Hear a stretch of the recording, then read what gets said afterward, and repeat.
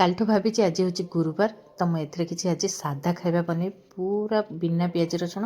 ଆଜି ଏମିତି ମନ୍ଦିର ସ୍ୱାଦ ପରି ଲାଗିବ ଆଉ ଖାଇବା ପାଇଁ ବଢ଼ିଆ ଲାଗିବ। ତ ଚାଲନ୍ତୁ ମୁଁ କ'ଣ କ'ଣ ବନୁଛି ଆପଣମାନଙ୍କ ସହିତ ସେୟାର କରୁଛି। ସକାଳୁ ସକାଳୁ ଉଠି ପ୍ରଥମେ ଚଣା ମସଲା ବନେଇ ନେଇଥିଲି, ଏଇଟା ଯାହାକି ଆପଣଙ୍କ ସହିତ ସେୟାର କରିପାରିନି। ତା ସହିତ ଏଠି ଦେଇଦେଇଛି ଧଣିଆ ପତ୍ର।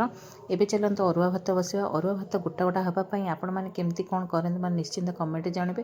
ତ ମୋର ଭାତ ଗୋଟା ଗୋଟା ହେବା ପାଇଁ ମୁଁ ଏଠି ଚାଉଳ ପକାଇଦେଲି, ପାଣି ଗରମ ହେଇଗଲା ପରେ ସେଥିରେ ଗୋଟେ ଚାମଚ ଲୁଣ, ତା ସହିତ 2 ଡ୍ରପ୍ ଦେଇଦେଲି ତେଲ, ଯାହାଫଳରେ ଭାତ ପୁରା ଗୋଟା ଗୋଟା ହେଇଯିବ, କିଏ କାହା ସାଙ୍ଗକୁ ଲାଗିବେନି। ଆପଣମାନେ ଚାହିଁଲେ ଏଠି ଲେମ୍ବୁ ବି ଟିକେ ଚିପୁଡ଼ି ପାରିବେ, ଯାହାଫଳରେ ଭାତଟା ବହୁତ ହି ଟେଷ୍ଟ ଲାଗିବ। ତେଣୁ ସେପଟେ ଭାତ ବସାଇ ଦେଇକି ଏପଟେ ମୋତେ କିଛି କପଡ଼ା କାଟିବାର ଥିଲା, ବ୍ଲାଉଜ୍ କପଡ଼ା, ତ ତାକୁ ଆସିକି କାଟିନେଲି। କାଟିକି ତାକୁ ସାଇଡ଼୍ କରି ରଖିନେଲି। ଏପଟେ ଯେହେତୁ ଅରୁଆ ଭାତ ବନେଇବାର ଅଛି, ସାଧା ଖାଇବା, ତ ଏଇଠି ମୁଁ କାକୁଡ଼ି ସାଲାଡ଼ ଟିକେ କରିଦେଲି। କାକୁଡ଼ି, ଟମାଟୋ, ଗାଜର ଆକୁ କାଟିକି ଦହି, ଚିଲି ଫ୍ଲେକ୍ସ ପକାଇ ତାକୁ ସାଇଡ଼୍ କରିନେଲି। ତା ସହିତ ଏଇଠି ଟିକେ କଣ୍ଟା ଫଳ ଥିଲା, ତ ଦେନ୍ ତାକୁ ଲୁଣ ହଳଦୀ ଗୋଳେଇକି ତାକୁ ସାଇଡ଼୍ କରିନେଲେ। ଏପଟିକି ଶାଗ ଭଜା ବି ରେଡ଼ି।